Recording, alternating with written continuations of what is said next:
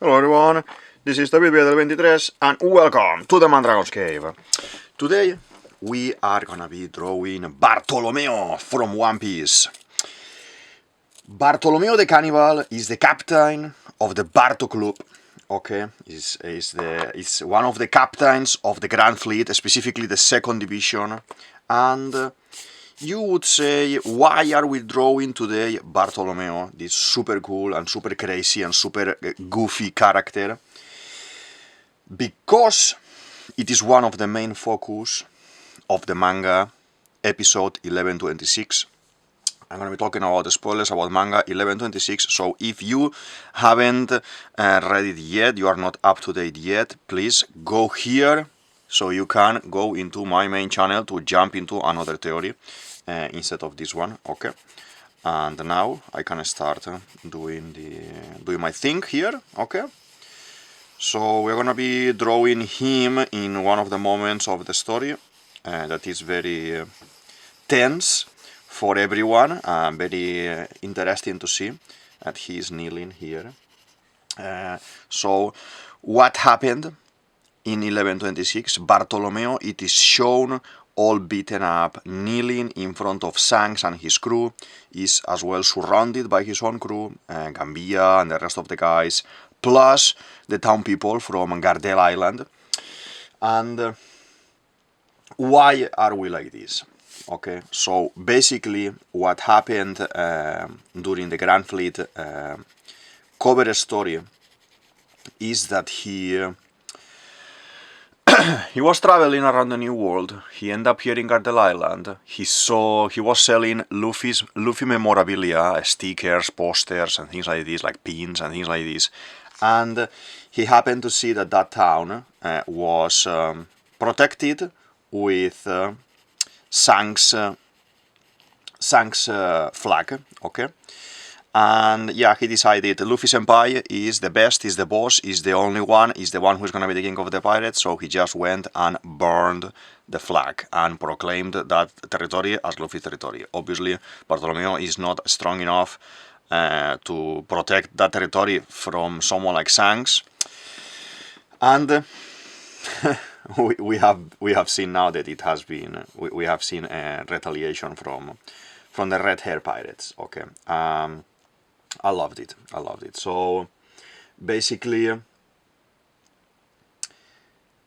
Bartolomeo, I think, can be the stupidest character in the whole One Piece universe, because how would you expect to not get the consequences, to don't have consequences after doing something like this? One thing is, you are in Rosa fighting the Flamingo with plenty of people, plenty of allies helping you and everything, and then you go crazy there and it's okay, well, whatever. But to be honest, he went a little bit overboard there, and yeah, it was very funny. So I'm trying to do this drawing in this episode that he is kneeling in front of the Shanks pirates. Okay, all completely defeated. This is the piercing, and then the mouth, he's very affected there, like very surprised with everything is happening there. It's all bloody as well. I'm gonna have to lower a little bit this part, but yeah, I wanna do a loose character like I normally do, because yeah, I enjoy more that I enjoy more drawing like this. And so we have here the hair, this kind of rooster hair that he has. Rooster is how Luffy always calls him, rooster guy. By the way, before I forget, we have already an actor for the live action that is gonna be playing Bartolomeo, and you will say, oh, what do you mean playing Bartolomeo in the live action? If we are in East Blue, we are supposed to go around Lockdown and everything now. Specifically, it is explained in the Rosa saga that we have this fanboy. Bartolomeo is the biggest fanboy of Luffy. And this is created because he was actually in lockdown. He saw when Luffy was gonna be, in theory, executed by Boggy, and then the thunder, you know, that this storm came, a thunder fell on top of the platform and roasted Luffy and roasted Boogie and everyone, and for him that was for Bartolomeo, this was like seeing God, like seeing something like that, like oh my God, I'm gonna be following him forever now. So yeah, he has here the hands at the back like this, and then so we have the guy already, and then I guess we will be seeing Bartolomeo in the live action in second season that is coming next year. I'm not sure if Oda and the guys in the live action are gonna be giving him much. I hope they do a little bit, so we can see extra like we have seen with Kobe and everything, and in the story that will be very interesting. But yeah, anyway, so the events of Chapter 1126 from these days are happening in the past. It says exactly 1 month ago. That means this is before Shanks was in Elbaf, that we seen last time, Shanks, and before Shanks decimates Kid and Kid's crew. Okay, if the translation is correct, because the timings are a little bit weird there. Okay, so I thought he may had gone to Bartolomeo after Kid, but seems that the timeline doesn't add up. Okay, as he have been in we have been in Egghead a few days, I think in 2 days or something like that in Egghead, and at the same time, it's the same time that Kid went to Egghead to reach Elba. I went to Elbaf to the outskirts that he was defeating. At the same time that Law went to Winter Island as well, and Blackbeard was there and he defeated him as well. So in theory, the timeline is made for this of Bartolomeo situation happening before all the Kid story. Okay, so I'm gonna do this. We're gonna do the chest first like this, and then it's very small here, very funny character to draw. He has a very nice tattoo of wings. Here looks like wings, but it's basically like his hair. It's gonna be in black. And the teeth. They didn't actually give an explanation of the teeth, what is the teeth going on, and what is this suitcase in La Rosa, that I was so interested in knowing what's that in that suitcase, but actually Oda never explained it, so that means it's not relevant for the story. So these are the legs. He is kneeling. Well, actually, it is not like a circle. Let me see if we are... We need to move a little bit. There. To be there in the middle. Okay. Okay. So actually this goes a little bit down like this. Because he's kneeling.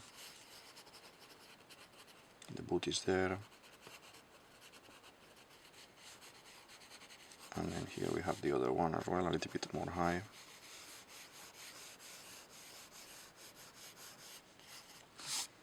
Okay.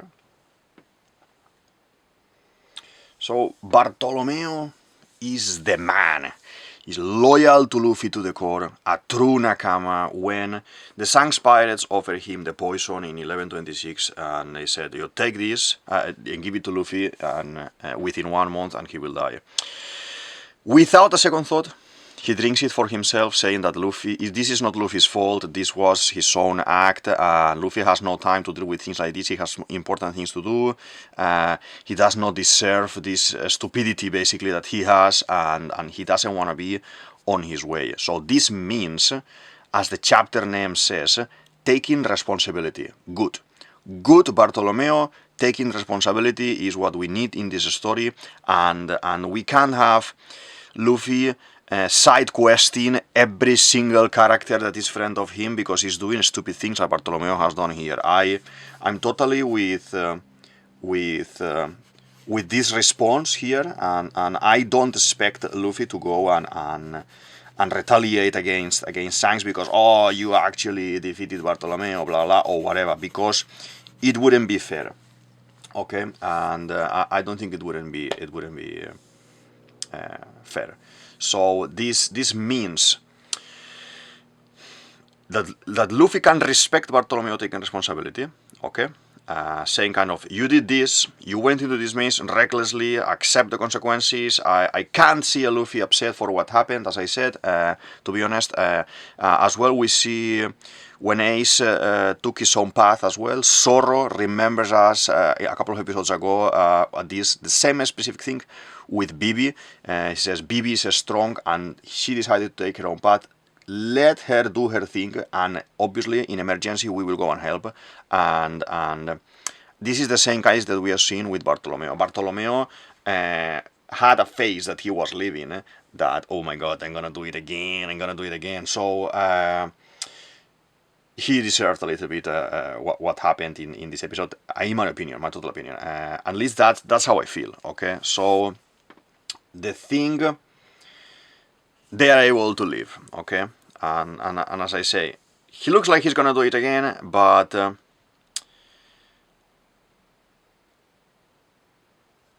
then it reminds me to the Zorro moment as well. This episode, it gave me a lot of Zorro vibes in comments, like Zorro says to Luffy in Ponkasar, this is the new world. There's no time to be sillying around or anything, okay? So, yeah, and exactly what we see here with Bartolomeo. Okay, let's straighten up this a little bit. We have, this is the floor, that he's kneeling there on the floor, okay, and well, after seeing all these things, then we see how, you know, Shanks has this cheeky smile saying, oh my god, he's kind of happy, he's proud that Luffy has people with him that love him, respect him, want to help him and everything, and actually would die for him. And, you know, there is this kind of cheeky smile from him, and we see as well how Ben Beckman is like, oh, what are you doing? What are you smiling like that? He's smiling like that because, you know, he loves Luffy, and he's like the father figure for Luffy, and even if, I don't think this will happen, but even if we have to fight Shanks at some point, there is a respect there, and something that you can see in Shanks that he's admiring. So Yasop enters, epic. He one-shots the Barto Club. The Going Luffy falls into pieces in the sea, is destroyed in a massive explosion. This is completely epic, I love it.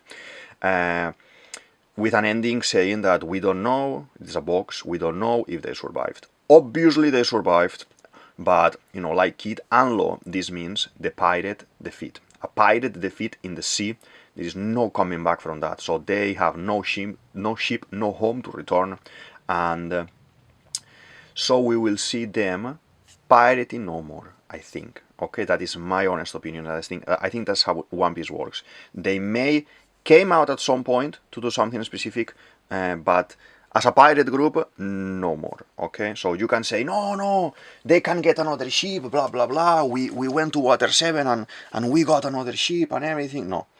Our ship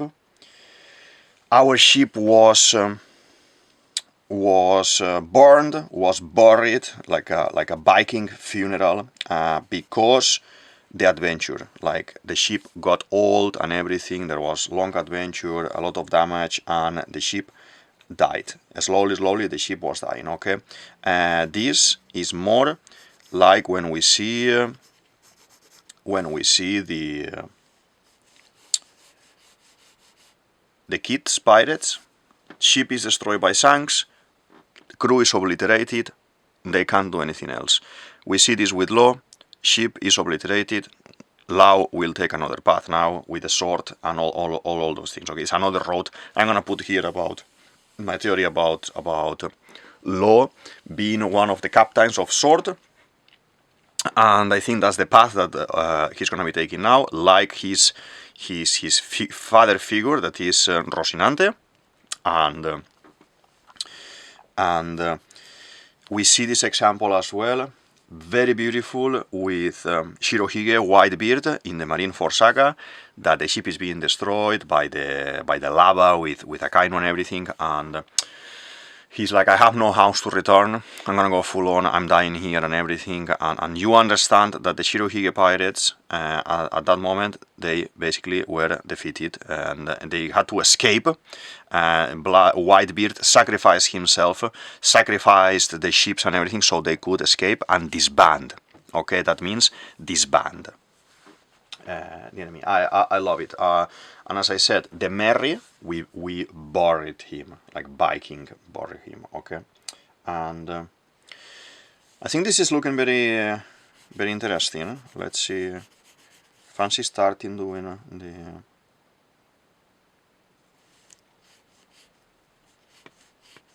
Fancy starting doing already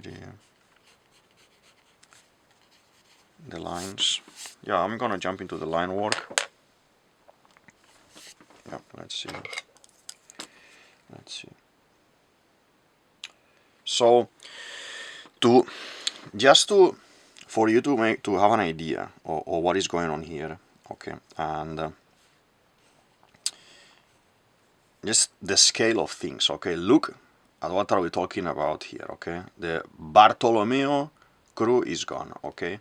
So this guy is one that was untouchable in the Rosa, untouchable in the Colosseo. He defeated Vice Admiral Maynard, the guy that was infiltrated in the Colosseum. He defeated him in backstage because he actually beat up Gambia, the Nakama. He defeated everyone in the Block B. He won. And then he had this relationship, like Zorro-Sanchi relationship with Cavendish, fighting, arguing all the time and everything, kind of saying, oh, we're equal in power. Cavendish is the leader of the first division, Bartolomeo is the leader of the second division for the Luffy Grand Fleet thing. So he saved Bellamy from Dellinger. Dellinger couldn't break the barrier. He stopped Hack as well to go into the barrier. He stopped Elisabello Punch. What are you talking about? Elisabello Punch, that is crazy.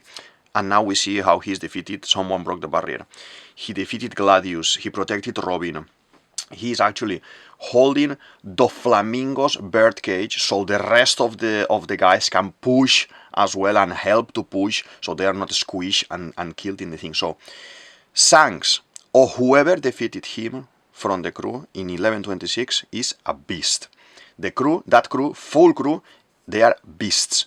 And there are two important things here, okay, that I'm gonna be explaining to you in a second. I just need to draw a little bit.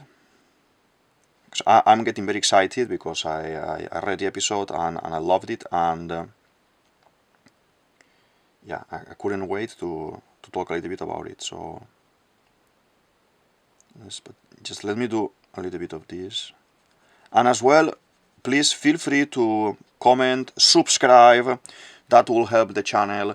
Tell me in the comments, what do you think about Bartolomeo? How do you like it? If he's a little bit too crazy for you or no, or if he's very nice, or what's your opinion about him? And yeah, I'm doing him like in this episode, all destroyed. It's barely an eye there. Okay, something like this. The ears.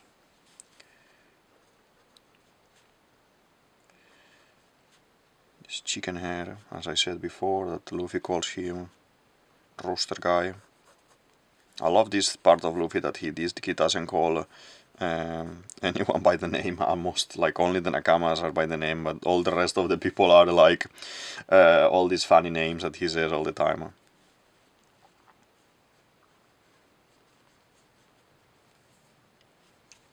And I want him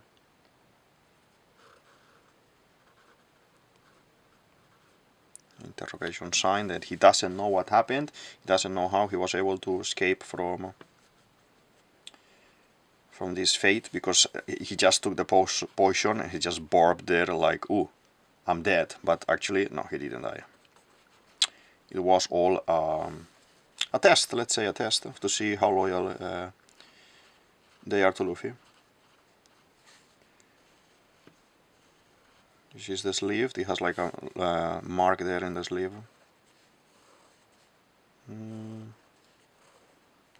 Looking nice.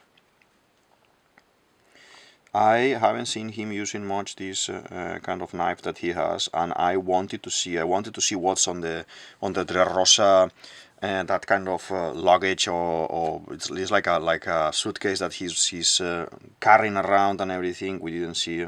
That's a pity. Okay.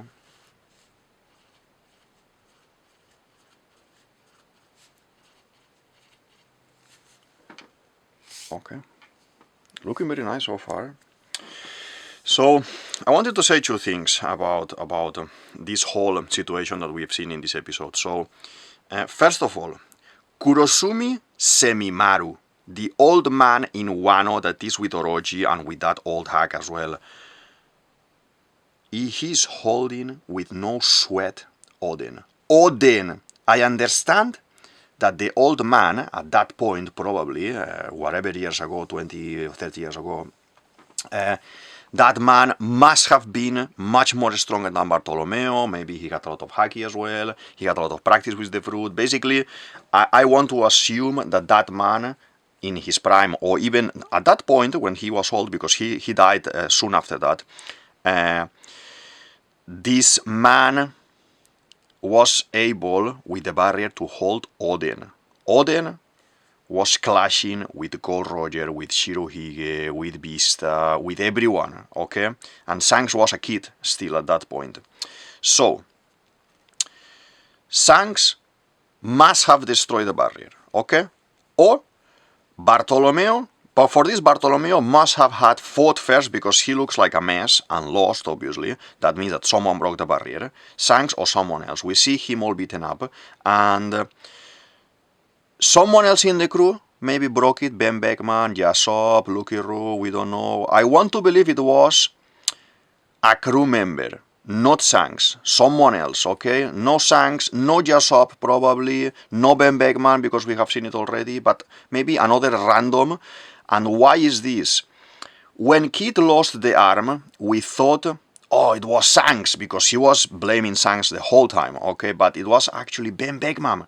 This is confirmed when we see now again in after Wano, that we see the path that Kid is taking to Elbaf, and Kid is gonna face, Kid is there charging the punk, the damn punk and everything. He's gonna destroy the ships of Shanks, the Nakamas of Shanks. And then Shanks sees the future. And at the same time that all of this is happening, that is very epic, and Shanks jumps and cuts Kid in the middle and kills it and destroys everything. There is this second story going on at the same time. And we have Lucky Road, Yasop, Ben Beckman having a chat in the background, and they are joking. They are joking. Oh, you know, look at this guy. He came for you. Who is he looking for? They are joking. Like, oh, who is he looking for? And they are talking. They are saying this to Ben Beckman. So that means the one who defeated Kid and took his arm was actually Ben Beckman, not Shanks. They say there. So there is Hit and the rest of the crew. They are talking there, and Hit and Wire are talking there and says, "Oh, you know, last time that when we saw them, we didn't even manage to see Shanks." Like they did. This is something that they explain as well with Big Mom. When we go into the Big Mom territory, oh, you know, they didn't pass the Sweet Generals. Well, they just stayed with the thing. And this is the same. This is Oda telling us that before seeing Shanks, it never happened. Ben Beckman was there. He destroyed the Kid's pirates. He took the arm and to the bin. You can throw Kid to the bin. And that is very interesting. And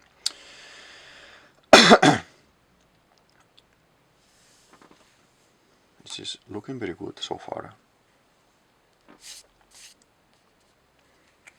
So that's what I'm trying to kind of figure out in my head right now. That it will make sense. It will be more interesting for me if if Oda tells me, or without telling me, but it's understandable there that someone else is the one who defeated Bartolomeo. Okay, I think it's implying it. It makes sense that a lower tier character, lower tier than Shanks, did this and destroyed the barrier and destroyed him and made him kneel in front of Shanks. Funnily enough, when I say lower tier, it has been confirmed by Sengoku ages ago that this crew, Shanks' crew, was one of the most fearsome because all of them were balanced. So you don't have, in Shanks' crew, you don't have this Trafalgar Law pirate that Law is 99.9% of the power and the rest are there, you know. Here all of them are tremendously strong, okay? And I have to say, it's about time. It's about time to see Usopp's father doing something, because since that mini filler that we had in Lockdown, and I'm telling you, like 25 years ago, that was 24 years ago, since that mini filler in Lockdown with Daddy Mastersons and the duel for the goggles that Usopp is wearing all the time, we see a little bit of hype with Usopp, okay? That here with one bullet is able to one shot a full crew and the whole ship and everything. That is very nice. Yeah, obviously like a hacky, full on hacky bullet and everything. So Daddy Mastersons at that point says that he used to duel some time ago with Usopp. Usopp was the best. He defeated him and everything. And basically Usopp, what he did in that filler was in that, let's say, flashback filler, he saw that Daddy had a little girl, and it reminded him to Usopp, and he said, you know, think about your daughter, don't do this, because I could kill you, you could die doing these things, and just, you know, take care of your daughter. And very bad example, because he's not doing it anyway. I don't even know if he's aware that the wife died and Usopp stayed alone, and then etc, etc. But anyway, that is not important. I guess at some point with Usopp we will receive more information of whatever is he gonna be talking or dealing with the father. Okay, so let's correct a little bit some of these wings that I wanna do a little bit of like this, but I'm gonna paint it now in red in a second.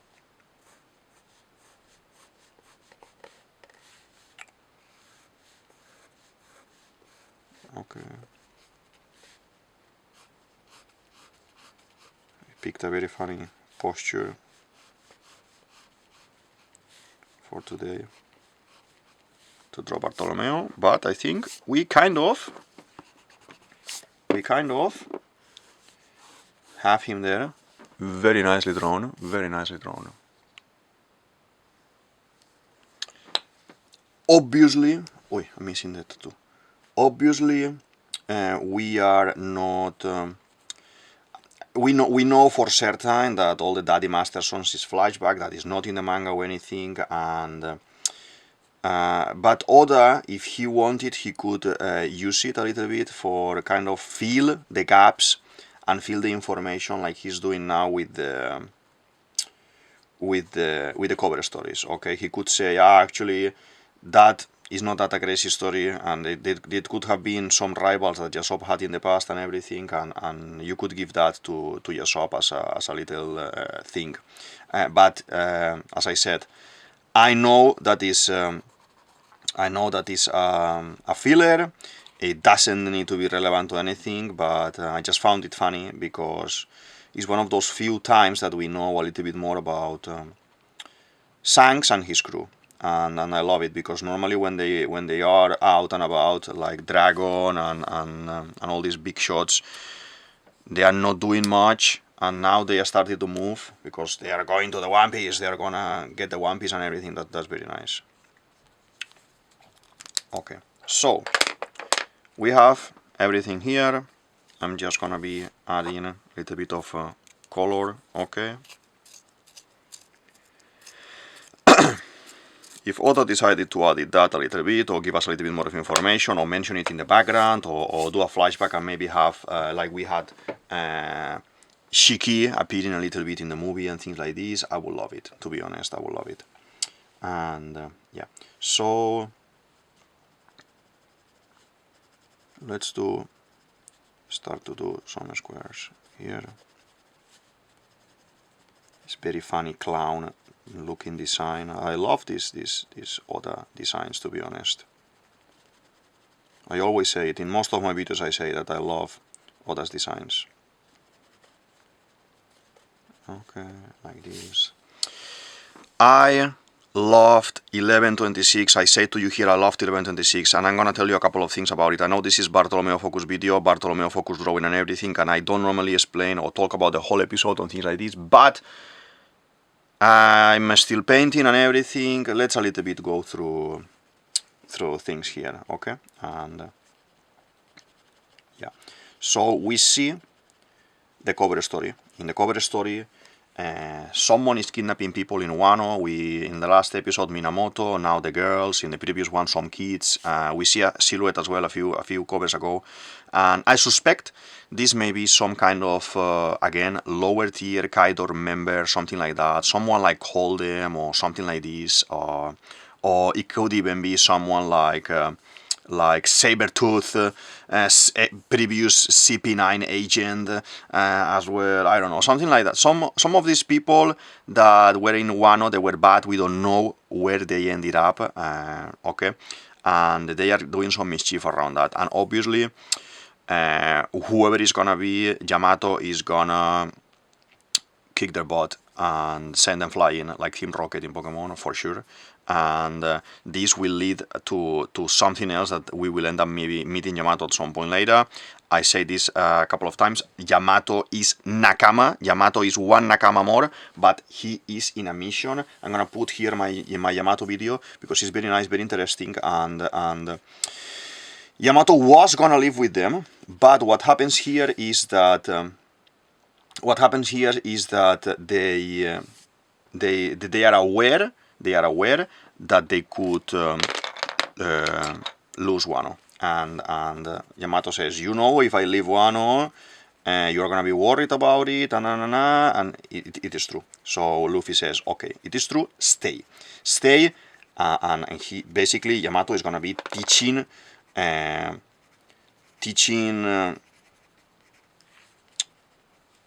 Momo about the fruit, how to use the Soan fruit, and how to transform properly, how to do the hybrid form and everything. Basically, mentoring him. That's a little bit what we need with Momo. He needs training. Okay, he has the power, and he needs a master there. It's actually his true retainer, his only retainer, because the other ones are the father's retainer. No, they don't have to be his retainers. Okay.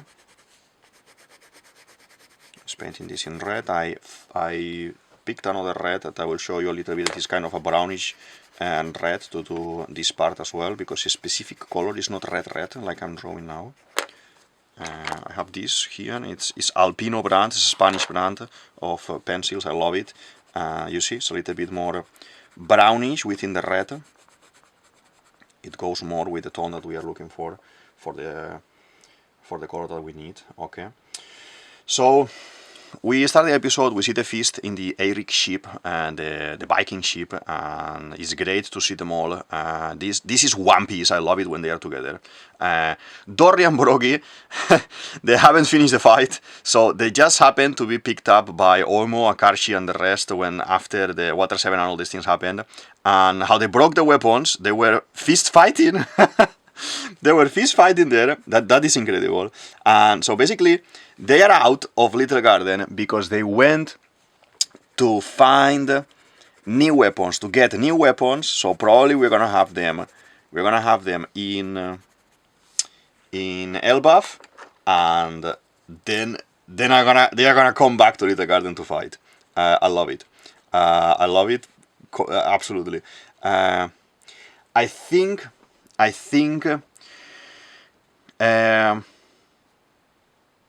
Oda can always kill them in Elbaf, very epically, very Viking looking, very I'm gonna send you both to Valhalla, so you can keep fighting in Valhalla, because that's the whole concept of Norse mythology about, you know, you are a Viking, your perfect way of dying is not of old age at home. That is a little bit of a shame. You want to fight, be killed in battle, in glory, in epic, and that puts you in Valhalla, and with the Valkyries, the other brother Vikings, and the gods and everything, and that means Valhalla is you feast with all of them in brotherhood, and you fight to death, and you die again, and you feast, you are reborn there in Valhalla, you feast, you kill, and you fight, and you keep fighting. It will be a very poetic Dorian Broggie concept, so you don't have to actually go back to... You don't have to go back to Elbaf to do this, okay? I will love it. I will love it. Please, Oda, if you are watching this video, give me that, because I will cry for Dorian Broggie, because I love them, and at the same time I will be so happy that they can keep fighting forever. That is actually what they want, to fight and to engage in fighting. And yeah, I love it. I love it. Kuma seems to be hanging there. It's a beautiful moment with his daughter and everything, with the, oh, we saw the horizon and everything. She's a kid, so she's relaxed. She's able to be a kid, that she needs to be a kid. But hey, he's smiling. I think he's just holding there. I think he is a vegetable in vegetative state right now. He's there just sitting, smiling, kind of holding until we arrive to Elbaf. If he was meant to be fixed, revived, helped or something, you wouldn't have Lilith there chilling, because Lilith is part Vegapunk, obviously. Lilith is Vegapunk. You wouldn't have her chilling. She will be actually, after 2 days already sailing, she will be helping Kuma. She may have done something already to kind of hold a little bit the situation and help him a little bit, but no. To be honest, no. I don't see it happening. I think he's just holding until they arrive to Elbaf, and then we stay with Bonnie a little bit, but we do like a funeral, Viking funeral. It will be the logic if we're in Elbaf with the Norse mythology concept and everything, and that will be very nice. And again, we will cry. Like we know, we see him being non-responsive. He's smiling by default, but he's non-responsive there, okay? And a little bit sad as well, but it works for Bonnie to be able to say goodbye, to be honest. I hope that my theory about the bubble coming back to him for a small amount of time, maybe like 2 seconds, so he's able to actually recognize Bonnie for real. I think that will be very nice, and again, I don't mind to say it here, but I will cry again, to be honest. And yeah, it is what it is. So we have the Bartolomeo scenes and everything, all that I explained already, full of meaning. It is brutal, but we already done the full video about it. Then we go into the Blackbeard panels. I love the Blackbeard panels. I love the Blackbeard crew, Kurohige crew.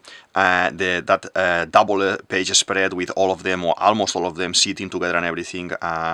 It is incredible. I love when Oda draws these massive drawings.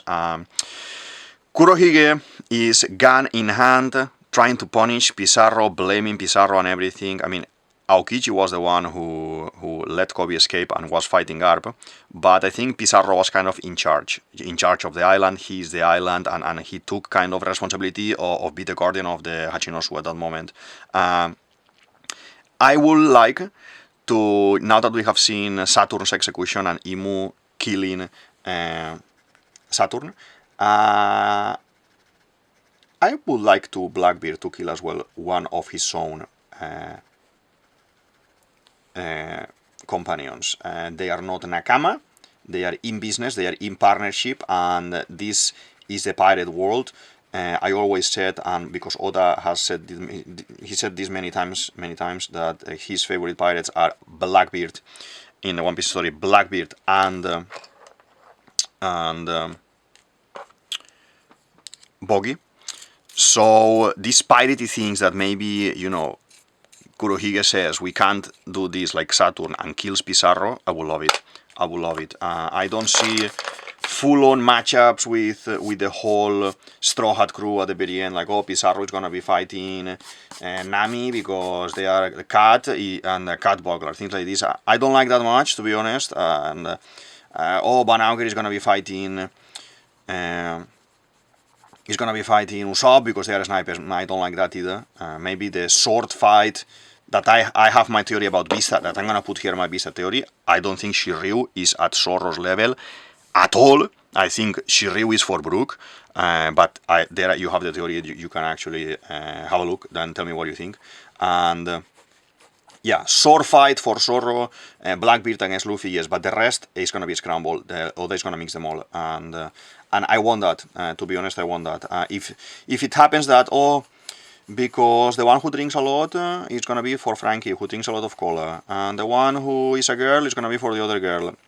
I never like that, and I never seen that in One Piece either. But yeah, we will see. We will see what we're gonna have. Let's do a little bit this kind of balloon type of trousers that we have here.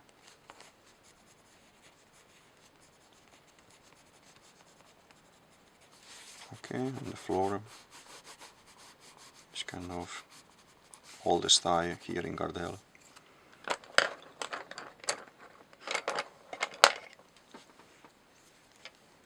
I think we're going good. This is looking very nice. This is red, but it has the middle bit, this kind of rhomboid area is black. Okay. The buttons, I'm just clearing up a little bit. That means when I do the black, you know that we're almost done. When I do all the blacks around the character, that means I'm almost done. Okay. Very nice, very enjoyable. This drawing today and this theory today. So Blackbeard is very excited because he has a pudding there and everything, but I don't think she's awakened. I don't think that she's useful in the sense that she can read the poneglyphs with the 3 eyes and everything. I think, again, as I said many times before, in my GARP video that I will put here or I will put down in the show more section, I think, and they are together in the same panel, in the same line of the panels. I think we have her because she's gonna extract the memories with the Memo no Mi from Garp, and we're gonna see, Blackbeard is gonna see, and we are gonna read, obviously, the rest of the God Valley incident, and the rest of, probably Rock's face, we will see Rock's face through Garp's memories, as Blackbeard is reading and watching this movie that Pudding is gonna extract for him, and yeah, I think that's why I explained it in a couple of videos. I explained it in the Gar video, I explained it in the Blackbeard video, I explained it a couple of times, and I am not tired of saying it because I think people in general is under the impression that this is gonna happen, and I don't think it will. Okay, I don't think it will. We have made contact with Lafitte. Beautiful, I love it. I love Lafitte. I can't wait to see him in action.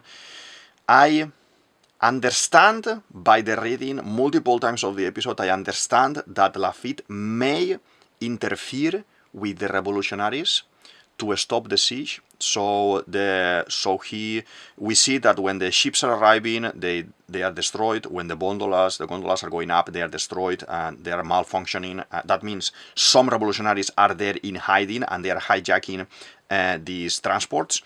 I think what Lafitte is gonna do is kind of locate them, destroy them, and bring food. Say, okay, I can bring food. We see that it's called, in that panel we see Umid unit ship, whatever, okay? Umid is this guy that was in the Tea Party as well, one of the underlords characters. So yeah, that business can be for Blackbeard, and Lafitte can take over, and then when he kind of deals with the revolutionaries, he can go upstairs and talk to the government, to the Gorusei, for example, or to one of the admirals or whatever, and say, the admirals, no, probably the government and the Tenryubitos in particular, and say, hey, I protect you, I allow you to have food and everything, but you need to put us, recognize as Hachinosu as world government members, so they can actually go into the story, into the Reverie. I think Blackbeard wants to do this like he did in Impel Down. He needs access to Marejua to basically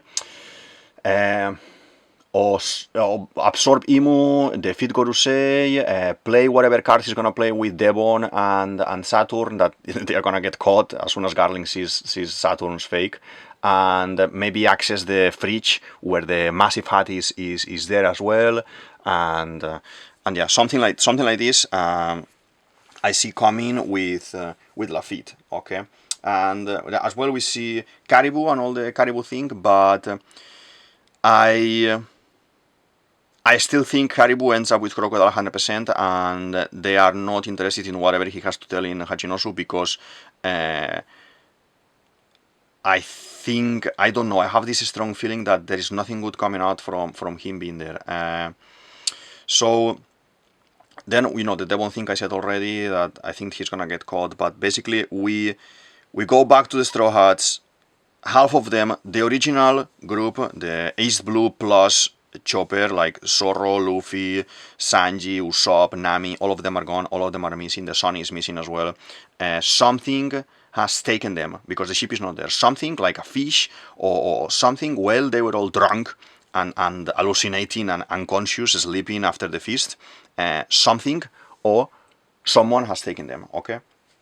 So I don't think that is Elbaf at all, because we haven't reached Elbaf Day yet. So they said, oh, there's still time to reach to Elbaf.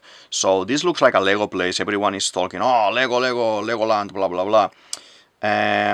Even if Nami is dressed as Elbaf already, with Elbaf clothes already, I don't think this is Elbaf. I think this is before Elbaf. This is in a ship of someone, or in a submarine, most probably. Someone has, like Laboon, maybe take us and pull us under the water or something.